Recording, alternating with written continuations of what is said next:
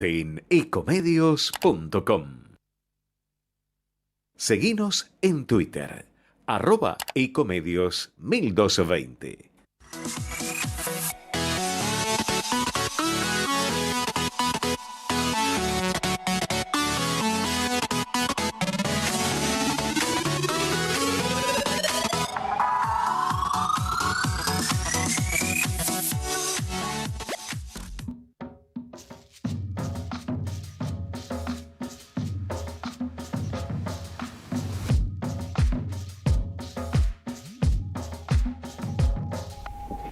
Muy buenas tardes, una nueva edición de Entre Ustedes y Nosotros. Yo un poco afónico, un poco con estos cambios de clima tan imprevistos, tan de un momento a otro, que hacen que la temperatura oscile en niveles, como hoy decía el diario La Nación, en niveles que no se conocían, absolutamente inéditos, que no se conocían desde hacía por lo menos 110 años, que no había habido una situación de estas características, que en pleno mes de 1 de agosto y hoy 2 de agosto tengamos temperaturas tan inclementes para esta época del año. Así que sabrán disculpar mi afonía y sabrán disculpar mi voz gangosa, pero es producto del estado gripal.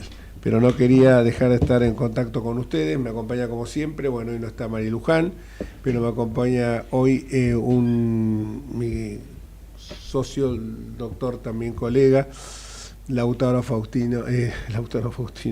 Nito Frangul, que bueno, estamos trabajando juntos en equipo y ahora también en temas inherentes a la política. Hola Lautaro, saludarnos. Hola, ¿qué tal? Bueno, muchas gracias Jorge, buenas tardes a todos, a toda la audiencia. Bueno. Y hoy nos acompañan también un grupo que vamos a charlar de esto largo y tendido, Lautaro, si te parece, que es el grupo de Generación Plateada. Está con nosotros la señora, vamos a empezar por las damas, la arquitecta, ¿no? Sí. Patricia Perona, muy bien, sí. Alberto Arco, sí, y señor. Félix Guas. Así es. Tienen bueno, uno solo tiene auricular, pero no importa, nos la vamos a arreglar para que puedan estar todos. Y quedó afuera, me parece, una persona. Sí. Bueno, pero el estudio no da para tener una amplitud tan grande, y además porque teníamos pautadas algunas otras notas que las vamos a hacer. Ellos seguramente van a interactuar con nosotros y después nos van a contar. Lo vamos a dejar como siempre a nuestros oyentes con alguna suerte de sorpresa para el final. El plato fuerte viene al final, cuando ellos nos cuenten qué generación intermedia, cuáles son los valores que representan, cuáles son sus inquietudes. Y generación intermedia, no, generación plateada, ya no es intermedia, por cierto, pero que podría ser también intermedia, habida cuenta que el promedio de vida se ha extendido suficientemente de una manera generosa, aparte de los adelantos quizás de la mejor calidad de vida que uno tiene hoy, pero también obviamente por los adelantos de la medicina, de la biología en general. Hablando de algunos temas, hoy vamos a tocar con Roberto Kachanowski seguramente temas vinculados con la economía, temas que la verdad que a veces son machacones, porque caemos siempre en lo mismo, en las reformas estructurales que tiene que hacer la Argentina, y las viene postergando, procrastinando hace muchísimos años. Creo que en este sentido todos sabemos, alguien dijo en una oportunidad que generar un equilibrio fiscal era como la ley de gravedad, o sea, gastar más de lo que se recauda evidentemente es absolutamente antinatural, y ya lo hemos dicho en más de una oportunidad, que aquellos que hemos tenido alguna vez alguna actividad privada sabemos que no hay desayunos gratis, sabemos que cuando uno gasta o está gastando más de lo que tiene, evidentemente más de lo que le ingresa, evidentemente va a tener que recurrir a alguna fuente de financiamiento, que podrán ser créditos que a la hora de que pagarlos, que son onerosos, y que muchas veces los funcionarios públicos, estas historias de que hay impuestos que se pagan sobre el devengado y no sobre el percibido, no lo entienden, y que ese valor tiene, ese dinero tiene un costo, y lo he vivido en carne propia yo con el impuesto a los ingresos brutos, y evidentemente cuando hay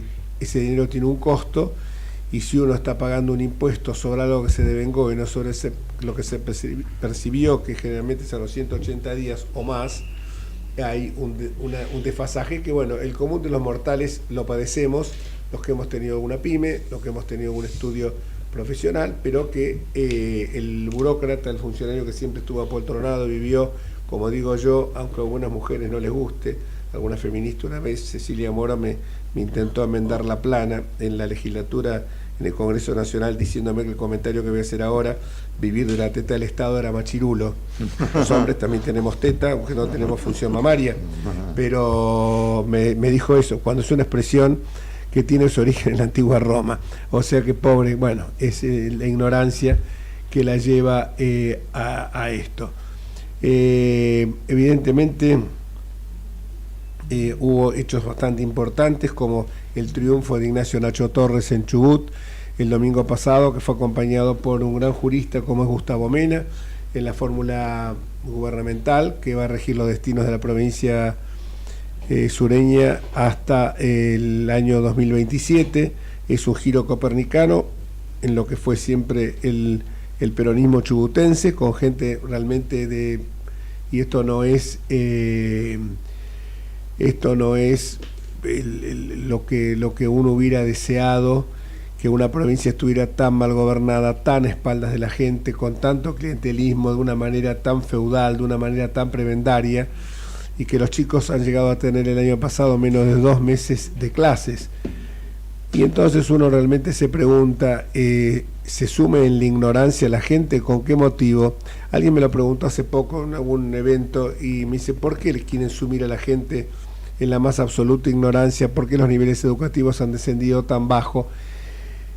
Por una razón sencilla. Ezequiel Martínez Estrada lo señalaba magníficamente en un libro, me acuerdo, un libro vinculado con La Pampa, donde decía, si el caballo razonara se terminaría la equitación. Y esto es lo que ocurre. Si el caballo razonara se terminaría la equitación. Es tristemente, pero esto es así. El triunfo de Nacho Torres no puede ser de ninguna manera deslegitimado por el hecho que haya concurrido poca gente a votar. El ausentismo fue muy grande. Algunos periodistas han dicho que solamente 1 de cada 4 chubutenses lo votó. Sí, bueno, pero los demás tenían la posibilidad de votarlo y no lo hicieron. O eligieron otras fórmulas diferentes, o de lo contrario, anularon su voto, lo votaron en blanco, o prefieren a lo mejor la comodidad de no ir a votar el día de la elección. Esto se vincula con algo que vamos a hablar con los amigos de Generación Plateada. Después vamos a decir por qué se llama Generación Plateada. Esto se vincula mucho con ellos porque muchas veces la gente dice, bueno, total son todo lo mismo, como siempre digo la famosa letra de Arjona que decía, ¿sabe por qué presidente, sabe cuántos sueños rotos entran en una urna de cartón? ¿Para qué cuentan los votos? Y se repite la ecuación. Pero yo siempre digo que no se queje si no se queja. Si tiene la oportunidad de quejarse cada 2 años en una elección y no lo hace, después no se queje. Disculpen el lapsus que tuve, pero me pareció muy simpático. La verdad que lo digo con respeto porque puede ganar la interna, y la verdad que, aunque yo estoy con Patricia Burri, pero estamos viendo en la televisión, en el canal 19, en La Nación, un reportaje a Rodríguez Larreta. Rodríguez Larreta realmente... yo tengo buena relación con él, como ya lo dije más de una oportunidad, lo considero un excelente gestor. Creo que para esta etapa no sirve, su metodología no es la adecuada para sacar al país de la postración en que está. Hace falta coraje, hace falta tener la suficiente valentía y decisión para tomar decisiones, pero es tan predecible y tiene como un cassette ya, que uno le ve los gestos que hace con el famoso movimiento del péndulo y con las manos, y ya está adivinando, aunque juguemos al oficio mudo como jugábamos cuando éramos chicos, está adivinando lo que está diciendo. O sea, parecería que el coach es tan grande que le hace perder espontaneidad, y eso, porque puede ser nuestro candidato también, y yo lo voy a defender, porque creo que la interna es otra cuestión absolutamente distinta. Se elige, es una competencia entre visiones distintas, pero dentro de una misma como visión. Compartimos valores republicanos, como la independencia de poderes, como el Estado de Derecho, como la separación de poderes, la independencia del Poder Judicial, en la defensa de la propiedad privada, un sentido realmente no patrimonialista del Estado, un sentido que el Estado no le pertenece al gobernante de turno, y esto se vincula con lo que voy a decir ahora inmediatamente. Pero lo que ocurre es que para esta etapa se necesita coraje, decisión y hacer las reformas en el menor tiempo posible, las reformas más duras que hay que hacer. Y esto porque lo digo, porque llevamos 80 años, repito, procrastinando los problemas que nos vienen de todos desacuciando. Por no haber hecho las cosas como correspondían, en el año 17, del 15 al 17, el gobierno tuvo, la verdad, ordenó las grandes variables macroeconómicas, pero yo creo que el gradualismo en ese momento, pese a que voy a defender a muerte la gestión de Mauricio Macri, por cómo terminó, cuando digo siempre superávit comercial, superávit energético, superávit primario, reservas en el Banco Central que no tuvimos cuando llegamos y tipo de cambio competitivo. Del mismo modo, digo que el gradualismo no sirvió, porque realmente nos contestaron con 14 toneladas de piedra. Y ahora nos están anunciando que va a haber 28 toneladas de piedra. Un señor Gutiérrez, creo que es, nos está anunciando que va a correr sangre, que nos vamos a ir rápidamente del gobierno, y me parece que eso es lo que refiere en estos momentos a que uno tenga que saber que los cambios hay que hacerlos de una manera profunda y veloz. La sociedad no admite esperas, porque vamos a frustrarla nuevamente si no nos damos cuenta que la baja de la gente que va a votar es consecuencia de la frustración que tienen, y por eso han crecido los personajes como Milei, que denotan la casta política, pero ellos quieren pertenecer a esa casta política. Y cuando hubo que votar un impuesto como la tasa aeronáutica, el voto que faltó para bloquear esa iniciativa nefasta del kirchnerismo, justamente el señor Milei no estaba, estaba de viaje o no sé por dónde andaría.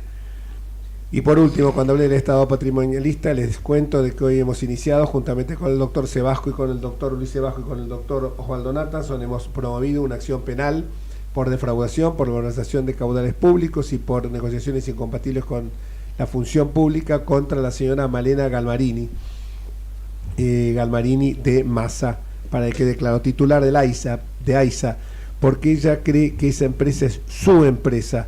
No piensa que los cargos públicos están prestados, no piensa que uno es inquilino del lugar donde está y no propietario, y hay una diferencia sustancial. No entiende que esto tiene un plazo de caducidad. Yo cuando asumí como diputado, el plazo de caducidad era 9 de diciembre. El 10 de diciembre ya era un ocupa. El 9 de diciembre no, pero el 10 de diciembre lo era. Y sabía que me tenía que ir. Entonces, ahí tienen una fecha de vencimiento. Y la señora ha dicho muy suelta de cuerpo que su corazoncito estaba en Tigre y que entonces iba a darle más recursos a Tigre. Lo dijo con todas las letras y justamente cuando ella es candidata intendente de Tigre. Y vamos a hablar con uno de los economistas nuestros que la verdad que lo admiramos, bueno, no de ahora, porque ahora es muy fácil andar pregonando un liberalismo cuando ya hay un cambio de época, pero 10 años atrás, cuando teníamos el programa este por televisión y Roberto Kachanowski hablaba, la gente parecía que estuviera...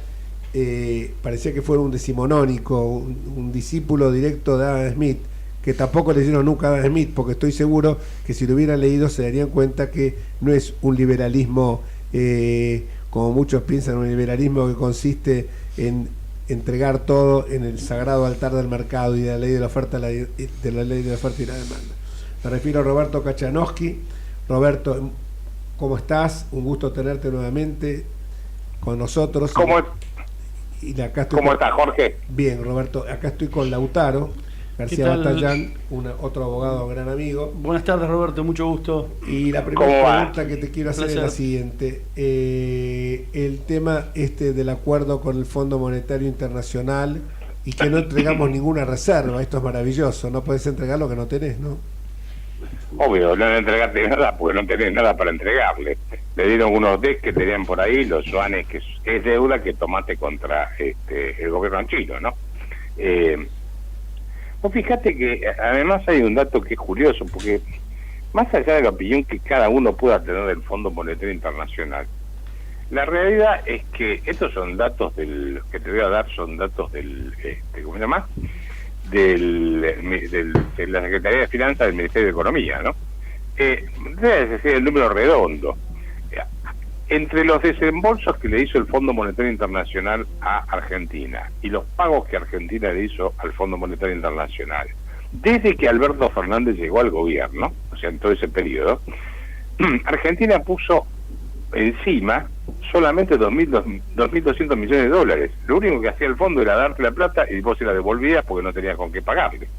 Así que no es que Argentina está mal porque le está pagando al fondo. Al fondo no le está pagando nada. Si tenés paralizado el país por 2.200 millones de dólares, entonces es un desastre, ¿no?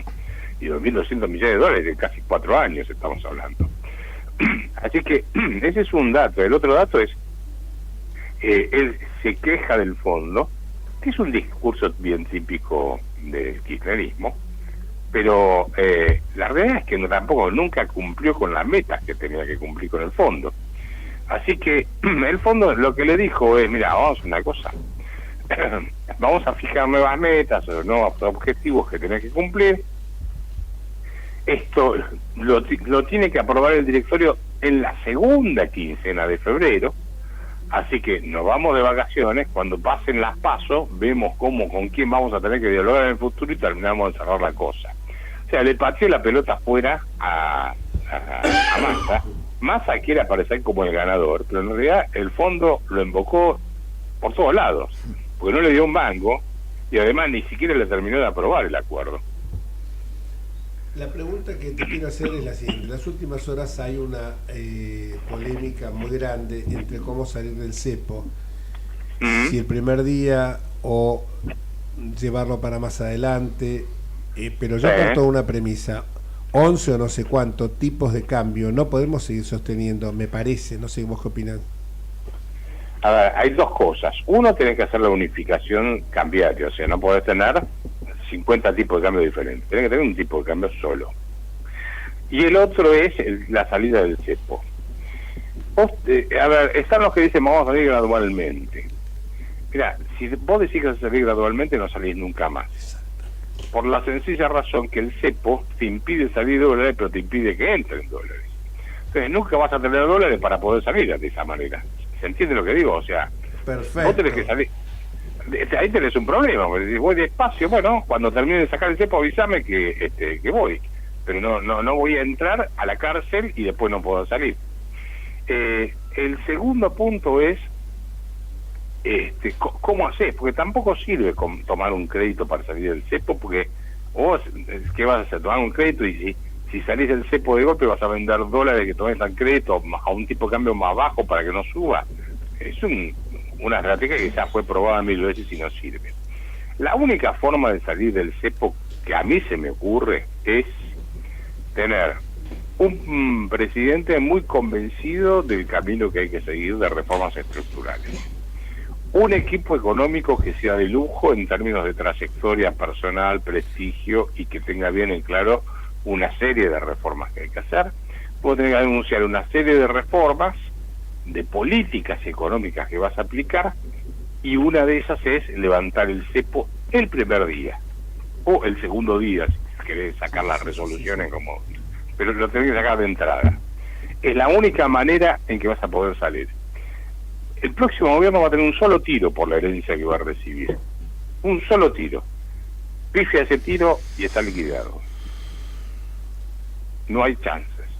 Le dejan tal herencia que es catastrófica. Es, digamos, una combinación de lo que fue la inflación cero de Helbar, que terminó en el Rodrigazo, con el plan primavera de Alfonsín, que terminó en la hiper.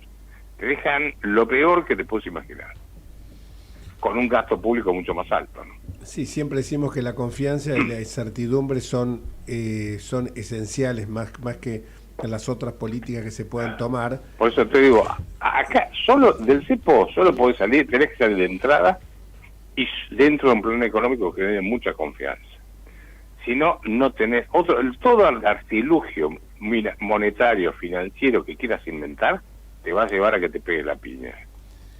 ¿Qué otras medidas? Bueno, ya esto lo hemos hablado muchas veces, las medidas que hay que tomar, pero me quedó sorprendido hace unos días que leí casos testigos que toma el Banco Mundial de pymes de 60 empleados y para ver cuál es la mayor presión tributaria.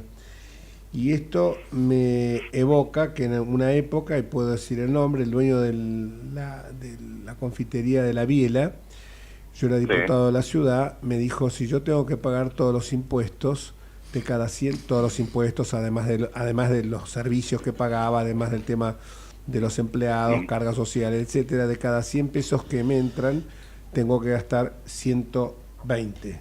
Yo me lo quedé mirando y le dije, sí, efectivamente. Entonces, o yo les vengo y le dejo la llave, era Ibarra, jefe de gobierno, Ibarra no entendía un pomo de esto porque nunca había administrado ni el consorcio de su casa.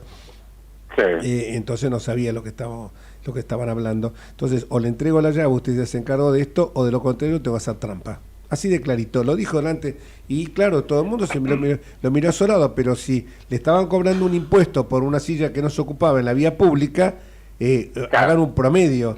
Y viendo ese informe del Banco Mundial me llega la sorpresa de que más allá de los 100 y pico de impuestos, 160, 140 impuestos que hay, se señalaba que en la Argentina era la presión tributaria, a ver si se lo digo bien, el margen bruto de utilidades era del menos 6, que normalmente tendría por cada 100 pesos. Por cada 100 dólares sí, te cobran 106 dólares de impuestos. Es así, es claro. En otros países, sí, ni siquiera en Venezuela sucede esto. No, Argentina es el segundo país. Ese trabajo que vos estás citando se llama Doing Business, que lo publica todos los años el Banco Mundial. Trabajan 14.000 contadores en todo el mundo, arman como una pyme modelo, ¿viste? Como el Big Mac, como exactamente, el Big Mac, una cosa parecida. Y entonces dice, bueno, calculame a ver cuántos impuestos tiene que pagar a nivel nación, provincias y municipios. Y hace rato que viene, en primer lugar, la isla de Comoros, que está frente a África. Y después venimos nosotros con 106 dólares por cada 100 que gana una empresa. Pero inclusive te voy a decir más. Hace muchos años atrás, no sé, más de 20 años atrás, un director de la FIP me invitó a almorzar, porque habíamos tenido un cruce en la Radio América, muy cordial siempre, ¿no? Pero habíamos tenido un cruce de opiniones sobre determinados temas impositivos. Entonces me invitó a almorzar y cuando estábamos comiendo me dice, mira, si yo hoy, te estoy hablando más de 20 años atrás, si yo hoy aplico todas las normas tributarias que hay vigentes, hago un caos social porque nadie puede cumplirlas, ni nadie puede pagar todos los impuestos que hay que pagar. Si estoy hablando de 20 años atrás, te puedes imaginar que ahora es más que imposible cumplir con todo. Por eso tenés una economía en negro tan grande, informal.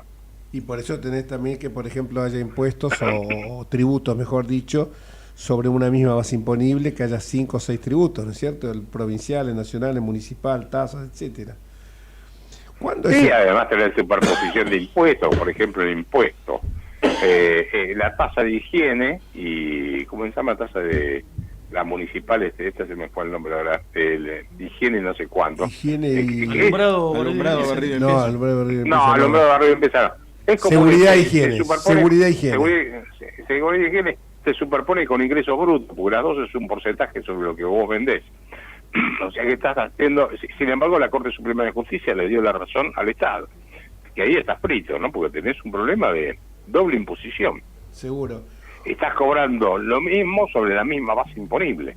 Que entiendo que es inconstitucional, en mi humilde opinión, que no soy constitucionalista, pero la lógica indica que... Yo que lo está cobrando 2 veces sobre lo mismo. Yo que lo soy te digo que es absolutamente inconstitucional. Lo que pasa es que, bueno, como decimos los abogados, la Corte es la ratio última del sistema judicial. Otra pregunta que te quería hacer, porque ya las soluciones ya sabemos, o sea, no, equilibrio fiscal, achicar el gasto público, bueno, ya sabemos todo eso. Reforma monetaria, Banco Central, al mundo, reforma laboral, en fin, todo lo que hace años que lo venimos diciendo y parece, bueno, por suerte ahora ya no estás arando en el mar como antes, ya por lo menos algunas barcas en el mar te escuchan, y bastantes, porque ya ha crecido, incluso yo veo en fuerzas políticas que eran absolutamente refractarias al lenguaje liberal, que ya entienden realmente de lo que se trata. Lo que te quería preguntar era esto, ¿cuándo es el comienzo de la independencia tributaria en la Argentina? O sea, el día a partir del cual vos decís del año, bueno, a partir de hoy se terminó yo a partir de hoy la plata que entra me entra para mi bolsillo y no se la tengo que dar al Estado. ¿Cuándo es el día en la Argentina o más o menos? Mira, va cambiando año a año, pero el último que vi era en julio, a partir de julio. O sea, medio año trabajas para el Estado, medio año trabajas para el... O sea, 210 días más o menos. Sí, pero hay empresas que, en el caso de algunas empresas, es más tiempo, depende, ¿viste? Pero porque no todos tributan de la misma manera. De todas formas, un promedio te está dando que la mitad del año lo paga, ¿cómo se llama? Es para vos, la otra mitad del año para el Estado, para mínimo, el Estado. así. Y la última pregunta. Discúlpame, Sí. El Estado te saca, pero no te da nada a cambio. Ese es Claro. el problema que tenés. Porque si yo te cobro impuestos, lo que tengo que hacer es darte como mínimo seguridad, defensa, justicia, ¿cómo se llama? Educación, salud pública, como podrás ver, cualquiera de los nuevos estos paracaidistas liberales que cayeron, que no son liberales, son anarquistas, ¿no? Cuando yo digo educación pública y salud pública, me van a saltar a la yugular diciendo que soy un zurdo prácticamente, ¿no? Pero recordemos que Roca, Julio Argentino Roca, El tan fue el que más denostado. tan denostado, y que estos nuevos liberales, o que se creen que son liberales, lo usan como ejemplo. Roca fue el que sancionó la ley 1420, Claro. el que más escuelas públicas construyó y el que más hospitales públicos construyó. El que creó la caja de conversión, el que le dio curso forzoso al peso. A ver, no saben ni de lo que hablan, por otro lado, ¿no? No. Pero, lo que digo es, cuando pagás impuestos, algo te tienen que dar a cambio. Si no, es como en un edificio que pagás las expensas, pero resulta que no tenés luz en las escaleras. Los pasillos están sucios y el ascensor no funciona. Vas a agarrar a la mitad y decir, ¿para qué te pago yo? Tómatela, no te pago más. La ley de descanso dominical de 1905 es de Roca. La ley de descanso dominical es de Roca. Y pues, aparte, obviamente, la que vos dijiste muy bien, la 1420. Pero esta es de 1905, la segunda presidencia. No, lo que te quería decir justamente por eso. Yo tuve en 2 oportunidades. Creo que la primera fue la de Obama y la segunda fue la de Trump, que estuve en las elecciones presidenciales en Washington. Y lo que tenía un amigo mío que vivía en Baltimore y que me decía que en Baltimore, ese día también estuvimos en Baltimore, en el condado, en el estado de Maryland, y él me decía, mirá, me mostró la papeleta donde votaba y me dice, mirá lo que dice acá, que si yo estoy de acuerdo en que me descuenten de el impuesto la parte proporcional que yo gasto, porque mando a mis hijos a escuela privada, la parte proporcional que está destinada a educación, y me lo descuentan. Obviamente que tiene que ser el dentro del radio donde él vive, dentro del estado donde él vive, pero se lo descuentan. Acá el Estado no te descuenta nada, o sea que vos te pagan. Por eso los liberalotes, estos que vos decís, que los llama muy bien Fernando Iglesias, que dice que son liberalotes, porque no son liberales en el buen sentido, que descreen de la educación pública y todo. Yo soy hijo de la educación pública, por lo menos la secundaria y el terciario, Nacional Buenos Aires y UBA. Pero eso es justamente, si a vos te dieran un buen servicio, bueno, en buena hora, pero mis hijos tuvieron que ir todos a colegios privados, y incluso 2 de ellos en lugar de escuela pública, de universidad pública. Mi hija fue a la pública, pero los 2 varones fueron a la privada. ¿Por qué? Porque evidentemente para las carreras de ellos no eran lo suficiente las universidades públicas. O sea que vos estás pagando, es lo que vos decís, el ejemplo tan lindo del edificio. La última pregunta que te hago, ¿bajar impuestos necesariamente aumenta la recaudación? Sí, está comprobado que, te digo, yo hice el ejercicio, por ejemplo, en el caso de Estados Unidos, cuando Reagan baja el impuesto a las ganancias, que Jimmy Carter lo había llevado en marginal hasta el 70 y pico % es un disparate.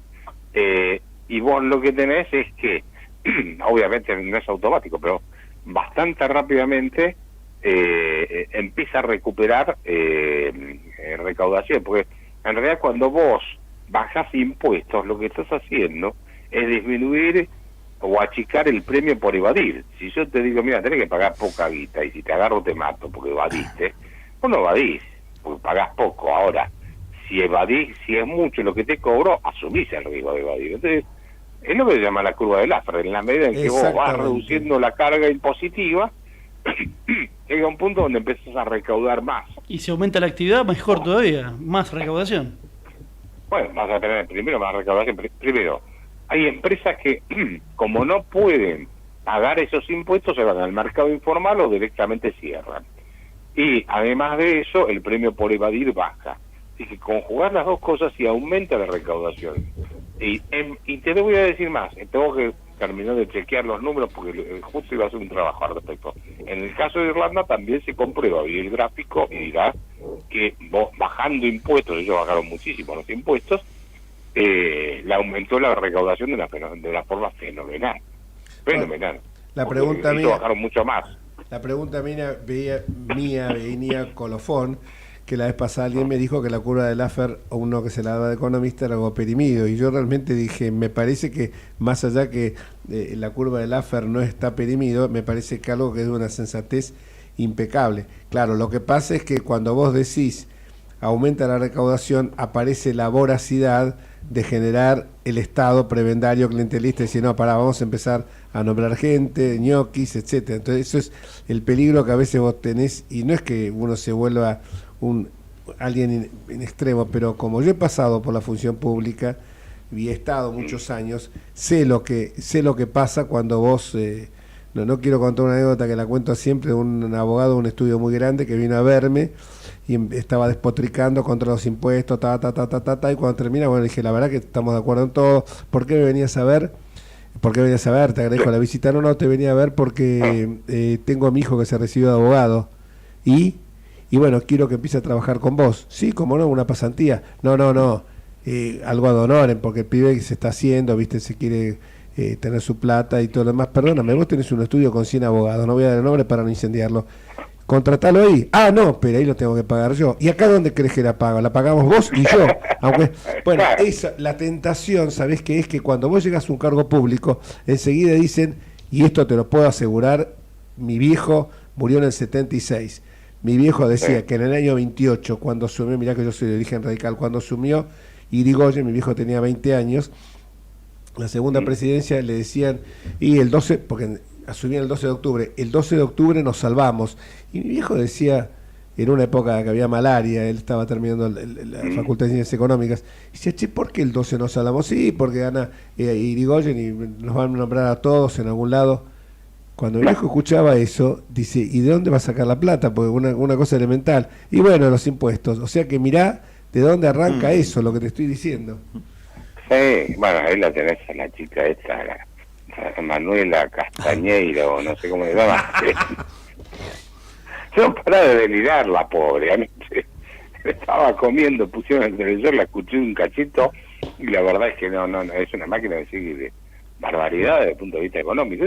Por todos lados se inventa que alguien le está robando, entonces a veces hay que sacarle la plata y listo, ¿viste? Seguro, lo solucionan, los zurdos lo solucionan todo así. La mínimo, culpa es tuya. Seguro, sí. o de la embajada, o es de la embajada, o es de ¿no ves que? O Patria o Colonia, como dice Grabois. Lenguaje perimido, lo escuchaba yo cuando tenía 11 años, cuando entré en Buenos Aires, querido, es tremendo. Esta fue la que dijo que el salario mínimo tiene que ser 500 lucas, exactamente. Mirá, te digo una cosa, si vos lo ves... Es una marreta, porque podría haber puesto 1 millón. Un palo. No aguanta cualquier cosa. Mirá, si vos supieras... Ponele 3 millones.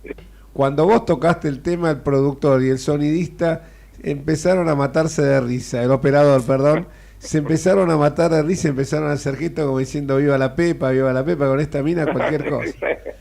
Roberto, querido... Te mando un abrazo. Un abrazo gigante, es un gusto hablar e intercambiar opiniones tan esclarecedoras como la tuya. Un abrazo gigante. Y tomamos un café un día de estos días. Cuando andes por el centro avisame y vamos a comer, Roberto. Te invito a comer. Chao, Robertito, gracias. Chao, hasta luego. ¿Y hay pausa o seguimos viaje? Seguimos. Hay pausa. Bueno, entonces vamos a la pausa. No está la doctora Luján Matallán, lo tengo que hacer yo. No tengo la voz esa tan glamorosa, pero... Pausa, señor director. Vamos la radio, somos tu voz. Vamos con Eco, siempre la verdad y la mejor información. El mejor gimnasio te espera. Elegí las clases que quieras. En un fit vamos a cuidarte.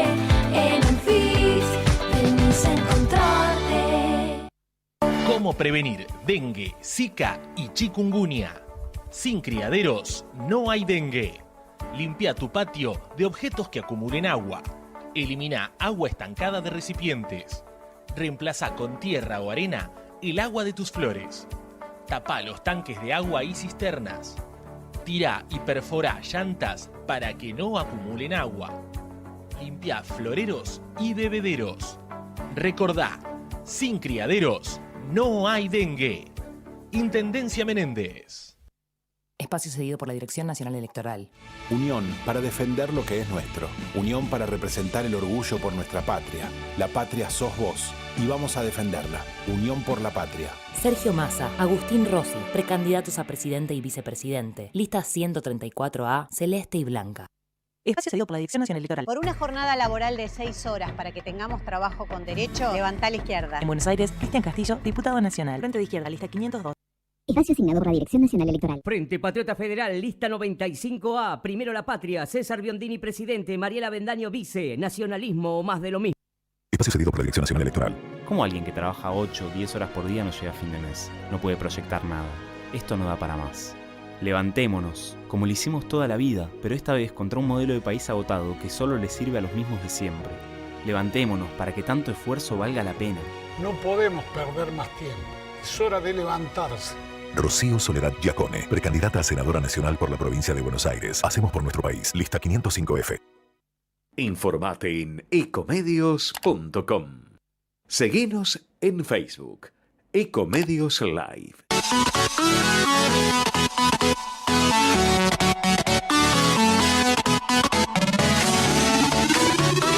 Escribanos en tu ciudad. Nuestro consejo es prevenir problemas. Colegio de Escribanos de la Ciudad de Buenos Aires. Consejo Federal del Notariado Argentino. El Colegio Profesional Inmobiliario auspicia este programa. Colegio Profesional Inmobiliario, cada vez más profesionales. ¿Conocéis los planes de salud de Andar, la obra social de los viajantes vendedores? Planes para empleados en relación de dependencia, monotributistas y particulares. Solicita un asesor comercial al 0810-345-0184.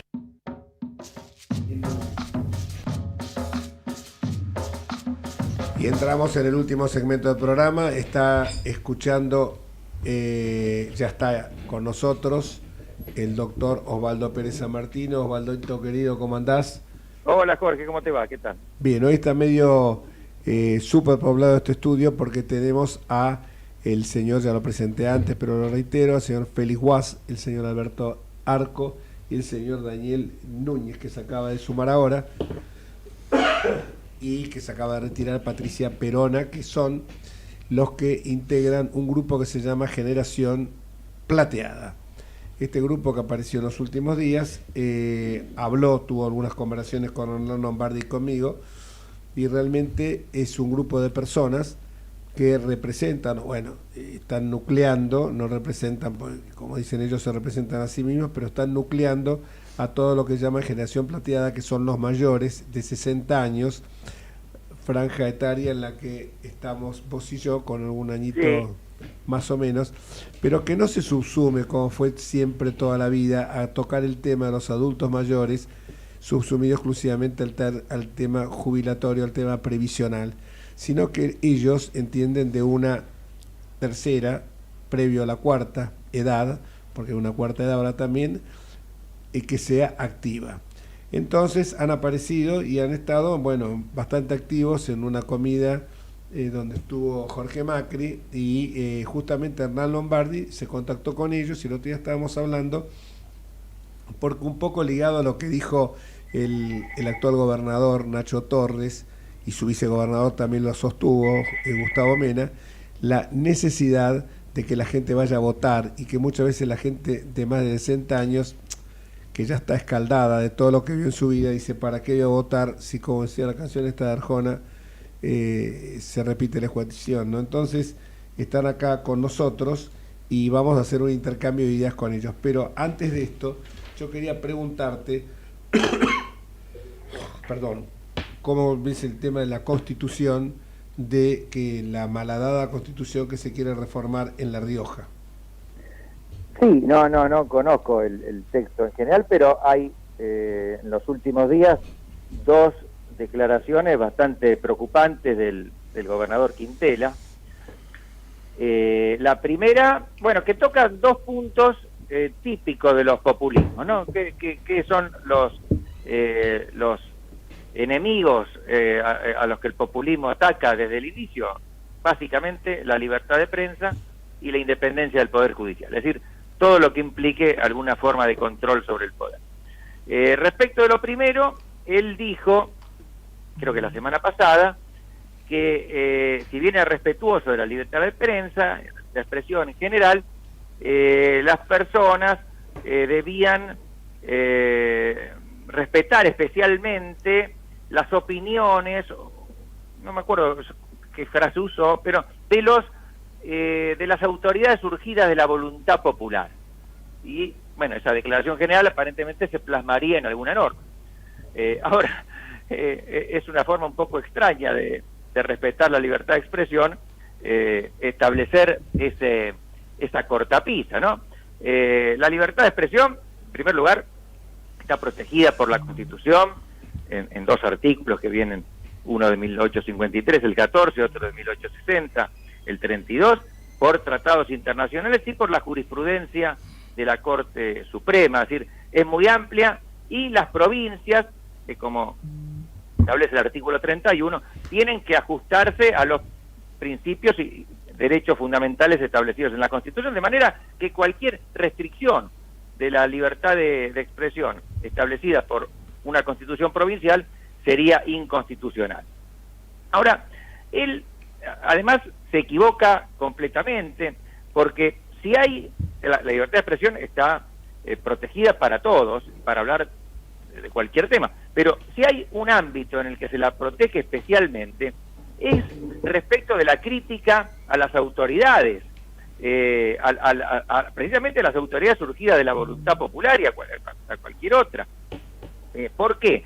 Porque se trata de que la ciudadanía y la prensa en particular ejerzan ese rol de control. Y es por eso que nuestra Corte Suprema adoptó, ya hace unos 30 años, una doctrina creada por la Corte Suprema de los Estados Unidos en 1964, en el fallo New York Times versus Sullivan, que se llama de la real malicia, que es una doctrina que tiende a proteger especialmente a la libertad de prensa cuando las opiniones o las informaciones afectan a funcionarios públicos o en general a personas de interés público.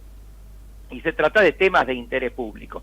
En esos casos, esta doctrina dice que solo pueden responsabilizarse a los medios de prensa si el afectado, si el funcionario público afectado por esas opiniones o por esas informaciones demuestra que estas fueron vertidas con conocimiento de su falsedad o con un manifiesto desinterés por haber averiguado la verdad, es decir, con dolo o con culpa grave. Esto es muy difícil de probar y por lo tanto casi nunca proceden ahora las acciones de responsabilidad cuando se trata de esto, es decir, se protege especialmente la libertad de expresión y de prensa respecto de opiniones y de informaciones que involucren a funcionarios públicos. Todo lo contrario de lo que dice Quintela. Y después nos enteramos hace pocas horas de que otro de los aspectos que quiere reformar tiene que ver con fijar un límite a la duración de los mandatos de los jueces. A ver, esto evidentemente tiende a afectar la independencia del Poder Judicial. Si bien en las constituciones provinciales, así como tienen que respetar escrupulosamente los derechos establecidos en la Constitución Nacional, no tienen que ser un calco de la Constitución Nacional en lo que respecta a la parte orgánica, es decir, la parte de los poderes. Pueden regularlo de manera distinta en la medida en que respeten el sistema republicano. No es imprescindible que los mandatos de los jueces, la duración del cargo de los jueces sea vitalicia, pero sí debería ser muy larga, porque si fuera muy corta, esto lógicamente que afectaría claramente la independencia del Poder Judicial. Ahora, yo no sé qué más quiere hacer al respecto, esperemos que no se inspire en el fundador de su movimiento, porque la reforma de 1949, realizada durante la primera presidencia de Perón, además de muchas otras cosas, se estableció una cláusula transitoria por la que se ponía en comisión a los jueces federales y los jueces entonces de la capital federal, que pasaron a llamarse nacionales, y que pasaron a requerir un nuevo acuerdo del Senado, con lo cual se le dio acuerdo solamente a los que eran amigos, a los que eran adictos, y no a todos los demás. Es decir, se peronizó completamente, además de que se le había hecho 2 años antes el juicio político a la Corte Suprema, se había echado a los jueces de la Corte Suprema, se había puesto a jueces adictos. En los tribunales inferiores federales y nacionales se peronizó completamente la justicia a través de este mecanismo. Yo quiero creer que esto no va a suceder. En cualquiera de ambos casos, me parece que sería claramente también inconstitucional, porque afectaría la garantía de la independencia del Poder Judicial. Vos sabés que este gobierno de psiquiátrico que tenemos en Argentina es capaz de cualquier cosa. Bueno. Sí. Sabés que es capaz de cualquier cosa, porque yo no me canso de repetirlo. Acá me ponen siempre que estamos gobernados por un equipo de psiquiátricos, y es así. Si no lo puedes entender, le acabamos de iniciar una demanda hoy, una denuncia a Malena Galmarini por lo que dijo, un concepto gravísimo, patrimonialista del Estado. Sí. La vocera, y lo dice con así. Yo lo diría con vergüenza, y la vocera diciendo que las noticias importantes del día era que el seleccionado argentino femenino jugaba contra Suecia su clasificación, y por el otro lado, no sé cuál era la otra, también otro disparate, o sea que no tienen noción de lo que está sucediendo en el país. O sea, sí, porque lo de Malena Galmarini no solo es grave en sí mismo por lo que hizo, sino que ella, al manifestarlo así tan alegremente, pareciera con ese desparpajo que no tiene, como si vos, no tiene conciencia, diríamos en términos penales, no tiene conciencia de la criminalidad de sus actos. Exactamente. Tengo mi corazoncito, le doy un préstamo de 10 millones de dólares.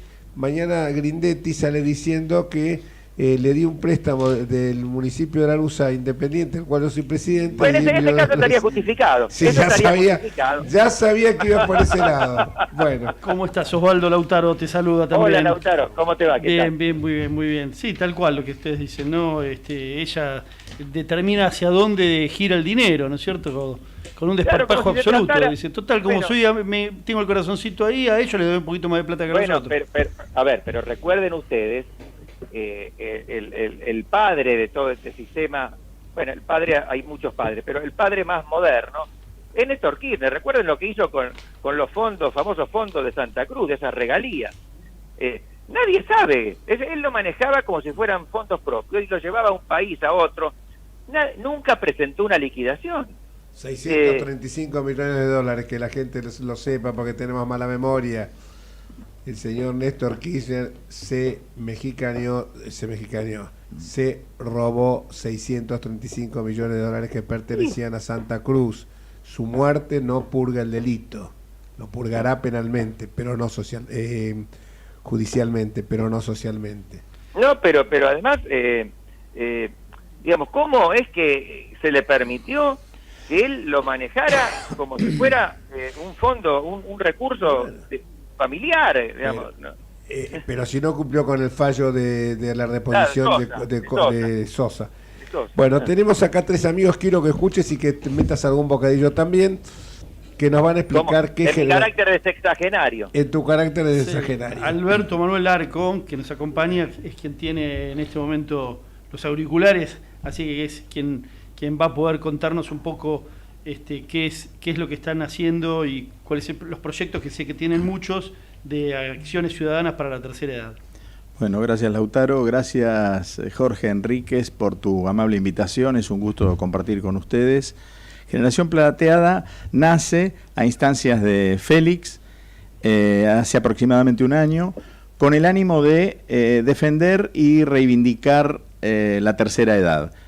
¿Defensa de qué? En realidad no es que seamos atacados de manera directa, pero la tercera edad es muchas veces considerada residual, como algo que está vinculado siempre al gasto de salud, a la patología, enfermedad y a la muerte, porque evidentemente todos morimos, cuando más tarde mejor, pero bueno, los que somos plateados, es decir, aquellos... Salvo para el presidente, ¿no? Sí.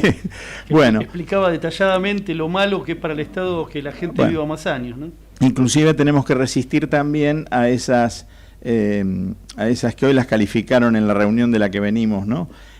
Como acciones casi genocidas, que es mejor si no tuviéramos que pagarle jubilación a los retirados, a los jubilados. Esas cosas están en boca, por ejemplo, del primer mandatario actual de la Argentina, ¿no? Bueno, nos une con el doctor Enríquez el deseo de defensa de la tercera edad, pero también estamos en la fase política unidos, porque en tercera edad este año estamos apoyando a lo que es Juntos por el Cambio. Nuestro deseo es que haya un cambio de gobierno a fin de este año. ¿Y por qué nosotros nos sumamos a este deseo, a esta voluntad?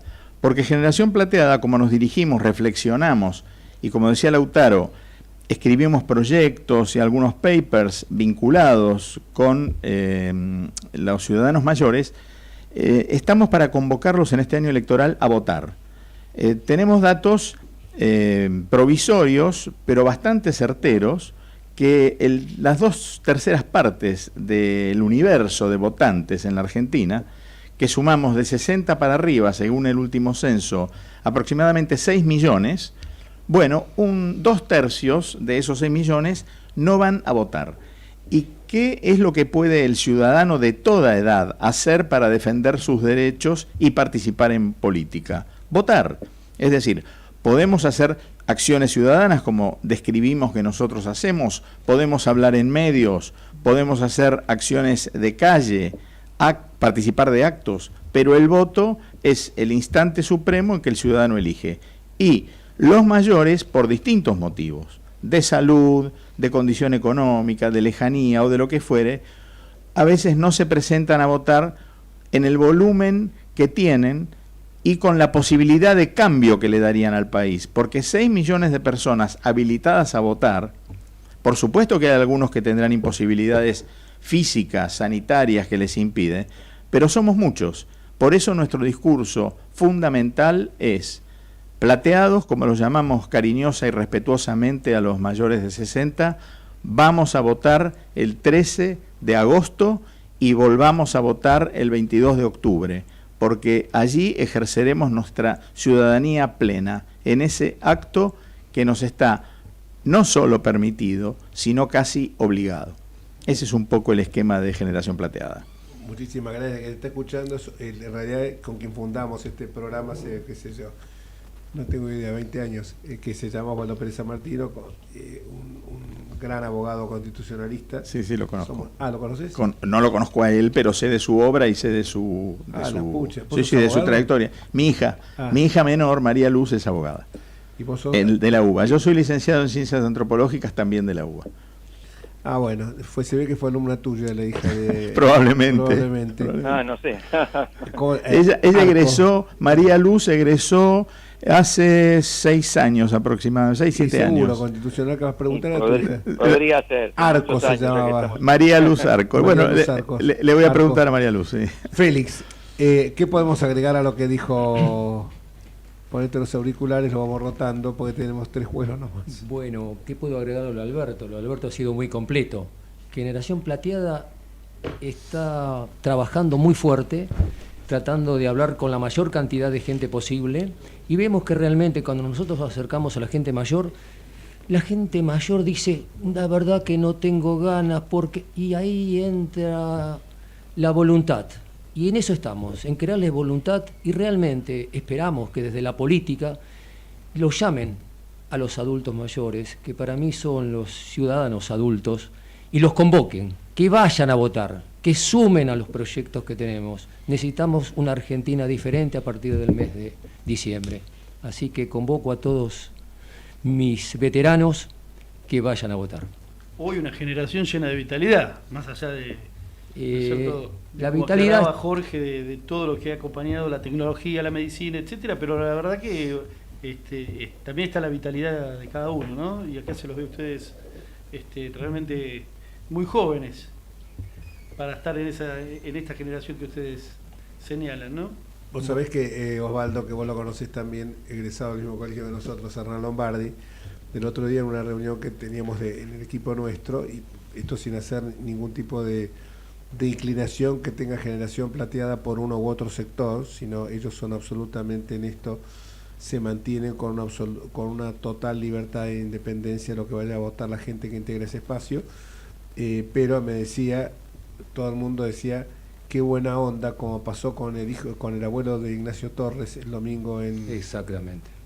95 años, 93 la abuela, incluso más contó la anécdota que en la elección anterior el abuelo se equivocó. ¿Conocés la anécdota vos, Osvaldo? No.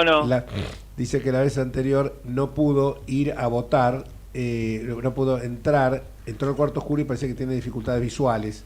Y entonces dijo, no entró, entonces le pidió al presidente Mesa, el presidente Mesa dijo que no. Cuando sale de votar, el hombre votó solo y entonces dice, che, pero te voté, pero ¿por qué te dejaste esa barba tan tupida? Y la boleta era roja. Abuelo, ¿quién votaste? Y había votado, y le dijo, y ahí nos dimos cuenta, yo le mostré la boleta, había votado a Nicolás del Caño en lugar de votar a la Macri, porque era la presidencial. Ahora esta vez pudo entrar el hombre, porque además dice, de tan honesto no quería ir con la boleta en el bolsillo, porque si no lo hubiera hecho así. Pero bueno, el cierre se lo damos a Daniel Muñoz. Daniel, tu cierre. Bueno, muchas gracias por dejarme cerrar. Estoy principalmente agradecido por haberme sumado a Alberto y a Félix, a quien tengo a mi derecha, para formar parte de este grupo, Generación Plateada. Yo estoy cerca de la Generación Plateada en el sentido que todavía no me he jubilado, como yo digo, pero quiero entrar a esa etapa activa que ellos me enseñaron. Pero tenés más de 60. 56. Ah, no, entonces fuera. Bueno, y nosotros, Osvaldito, nos vamos hasta el próximo martes, si Dios quiere. Miércoles, yo me he quedado el martes de cuando hacíamos el programa del Metro. Martes hacíamos el programa de televisión. Salude, Osvaldo, y despida a la audiencia usted. Osvaldo, un abrazo enorme. Un abrazo a todos, y es muy audiencia. importante lo que dijeron ahí, ya sea mayores de 60 o menores de 60, a votar. Es una vez cada 2 años, cada 4 años, no es un gran esfuerzo y es la única forma que tenemos de cambiar la realidad. Así es, doctor. Y nos vamos hasta el próximo, repito, miércoles, si Dios quiere. Chau.